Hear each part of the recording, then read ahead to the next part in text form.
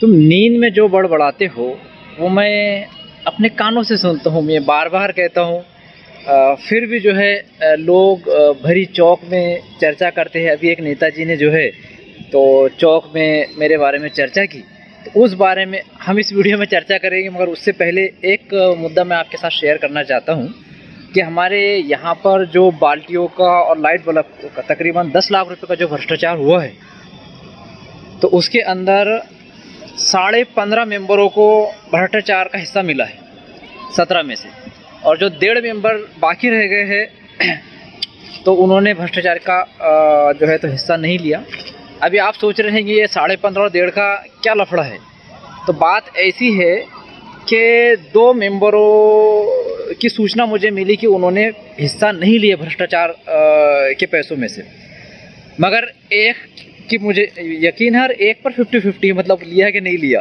तो इस तरह मैं कह रहा हूँ कि 1.5 मेंबर ने पैसा नहीं लिया भ्रष्टाचार का। दूसरी चीज़ मैं आपको ये कहना चाहता हूँ कि मेंबरों का जो पावर होता है बहुत ज़्यादा होता है। गांव में जो भी खर्च हो रहा है, 1 रुपये का खर्च हो, 50 लाख का हो, 1 करोड़ का हो, जब तक ग्राम पंचायत मेंबर मासिक सभा में उसको मंजूरी नहीं दे देते वो पैसा बिल्कुल निकल नहीं सकता। सरपंच और सचिव की भले ही अध्यक्ष सचिव की भले ही चेक पर सिग्नेचर हो, लेकिन जब तक के मासिक सभा में सभी मतलब जब तक ठाव मंजूर नहीं हो जाता, उसको मंजूरी नहीं दी जाती खर्च को, तब तक पैसे निकाल नहीं सकते। तो इनका इतना बड़ा पावर है। तो अगर ज़रा भी कुछ भ्रष्टाचार हो रहा, मेंबरों ने उस पर ऑब्जेक्शन लिए, वो सभा में उसको मंजूर नहीं होने दिए, तो भ्रष्टाचार बिल्कुल हो नहीं सकता। मगर इनको हिस्सा मिल जाता है ना। तो अब ये देखो बाल्टियों में, अब मैं ये कहता हूँ कि जो मेंबर ने 1 रुपया भी भ्रष्टाचार का नहीं लिया है, उसको चाहिए कि वो फिर वो तकरार लगाए कि भाई इसमें भ्रष्टाचार हुआ है। 50 रुपये की बाल्टी का 357 रुपये कैसे निकाले, 3800 रुपये का बल्ब कैसे क्या खरीदी की, उसकी क्वालिटी चेक करो। तो मैं ये कहता हूँ कि जो भी मेंबर का ऐसा दावा है कि उसने 1 रुपया भी भ्रष्टाचार का नहीं लिया बाल्टी और लाइट में से, तो उसको चाहिए कि वो तकरार करे और अपने आप को सिद्ध करे, है ना। वो 1.5 मेंबर की तो मेरे पास जानकारी है, बाकी 15.5 ने पैसे लिए, ऐसा मेरे तक सूचना आई है। तो इसीलिए खामोश है ना, तकरार नहीं कर रहे, क्योंकि जब तक मासिक सभा में ये खर्च को मंजूरी नहीं देंगे वो बिल निकलेगा नहीं, चेक निकलेगा ही नहीं। अब दूसरी जो मैं वीडियो शुरू करते समय जो कहा था, तो अब उसका मुद्दा कुछ इस तरह है कि एक बहुत बड़े नेताजी मेरे बारे में चौक में चर्चा कर रहे थे। अब वो नेताजी का थोड़ा सा मैं बैकग्राउंड में बता देता हूँ। देखिए, मैं जब से मैंने काम शुरू किया, मैं सभी से कोशिश किया कांटेक्ट करने की, बात करने की, है ना। और जो लोग मेरे से जुड़कर है, पर्दे के पीछे भी बहुत से तो वो है, और जो छोड़कर चले गए है ना, तो वो चले गए। लेकिन कोशिश तो मैंने सबसे संपर्क करने की, कांटेक्ट में रहने की किया हूँ और करता भी रहता हूँ। तो ये जो बड़े नेताजी है, इनको जब भी मैं फ़ोन करके जानकारी कुछ चर्चा करने की कोशिश किया, तो ये कहने लगे, अरे अभी मेरी गाड़ी का टायर पंचर हो गया, मैं पंचर बनाते बैठा हूँ, है ना, और मैं तो अपनी रोज़ी रोटी में परेशान हूँ, ग्राम पंचायत में क्या हो रहा, गांव में क्या हो रहा, मुझे कुछ मालूम नहीं।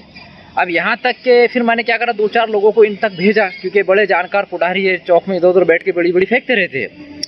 तो जब मेरे लोग इनके पास गए, चर्चा किए, तो किसी मुद्दे के ऊपर तो इन्होंने साफ इनकार नहीं दिया, वो तो हमको मालूम ही नहीं है।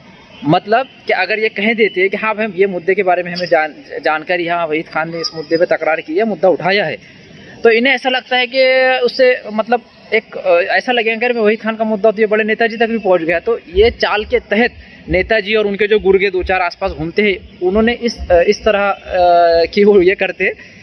लेकिन अभी जो मैंने घरकुल के मुद्दे पे तकरार किया, तो ये नेताजी ने जो है तो चौक में बाकायदा मेरे बारे में चर्चा की और इसको एक हिंदू मुस्लिम का रंग देने की भी कोशिश की है। तो यहाँ पर देखिए, एक्चुअली ये नेताजी इसमें इन्वॉल्व इसलिए हो रहे हैं कि जो सेवक मुंडिया मरोड़ रहा है, घरकुल लाभार्थियों की जो 50-50 जो कमीशन और भ्रष्टाचार जो कर रहे हैं, तो वो सेवक जो है तो नेताजी का करीबी है। और मुझे जो जानकारी मिली है, तो सेवक और ये नेताजी मिल बांट के जो है तो काम चला रहे हैं, घरकुल लाभार्थियों की सेटिंग कर रहे हैं, उनसे पैसे ले रहे हैं ना, साहब के नाम पर 1000 रुपये ले रहे हैं कि तुम घर मत बनाओ, हम तुम्हारा पैसा निकाल कर दे देंगे, चेक पास करा के दे देंगे। तो अभी जो माजी ग्राम पंचायत सदस्य अजय सोनाजी चौधरी, इन्होंने घरकुल का लाभ लिया मगर घर नहीं बनाया, खोटे पंचनामे करके चेक इन्होंने निकाले।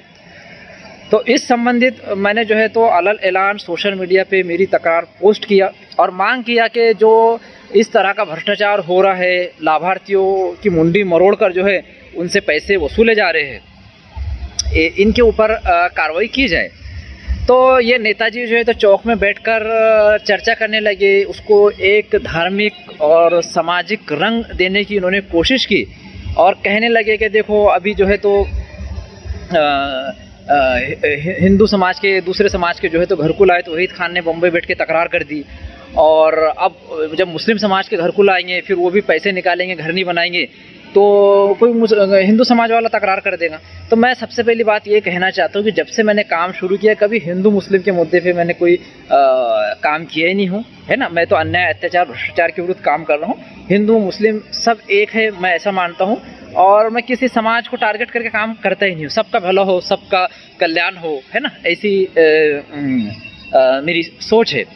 और कोई भी मुद्दा मैंने धर्म की बुनियाद पर अभी तक नहीं उठाया हूँ। अब ये जो इस तरह इसको रंग दे रहे हैं कि भाई अभी ये बम्बई बैठ के कर रहा है ना, हिंदू समाज के घरकुल आए हुए है, तकरार कर दिया तो मुस्लिम समाज के आएंगे तो फिर लोग उसमें तकरार करेंगे। देखो जो गलत होता है वो हिंदू करे या मुस्लिम करे, मैं ऐसा मानता हूँ। और ये जो लोग कर रहे हैं कि भाई जो लाभार्थी का लाभ आया वो घर बना रहा है, नहीं बना रहा है, मगर ये जो है तो उससे उसकी मुंडी मरोड़ के पैसे ले रहे हैं। तो मेरा ऑब्जेक्शन ये है कि वो बेचारा गरीब के जो 50,000 लाख जो भी उसको मिल रहे हैं, तुम उसको लूटो मत, मेरा ये कहना है ना। ये उसकी मुंडी मरोड़ रहे हैं और वहाँ पर हिंदू मुस्लिम लेकर आ जा रहे। अच्छा, फिर मैं ये कहना चाहता हूँ दूसरा, अगर आप मुद्दा आप ये देख रहे हो तो जो सेवक है वो मुस्लिम है और घरकुल की यादी में नाम है हिंदू समाज के, तो फिर उनकी मुंडी मरोड़ के पैसे कौन ले रहा है? फिर यहाँ हिंदू मुस्लिम का पॉइंट ऑफ व्यू अगर देखना चाहते हो तो देखो कि कौन किसकी मुंडी मरोड़ रहा है ना। और मैं बिल्कुल ये जातिवाद में और हिंदू और मुस्लिम की जो लड़ाई और जो इस तरह का भेदभाव में उसमें विश्वास नहीं करता हूँ। देखो सभी जो है तो इंसान है, ह्यूमन है ना, और एक इस तरह से ट्रीट करना चाहिए। हिंदू मुस्लिम के विषय पर वो एक अपना व्यक्तिगत चीज़ है, उसको राजनीतिक का मुद्दा नहीं बनाना चाहिए, है ना। किसी भी समाज को लेकर जो मुद्दे हैं जैसा एजुकेशन है, हेल्थ है, रोज़गार है ना, साफ़ सफाई है, जो भी है।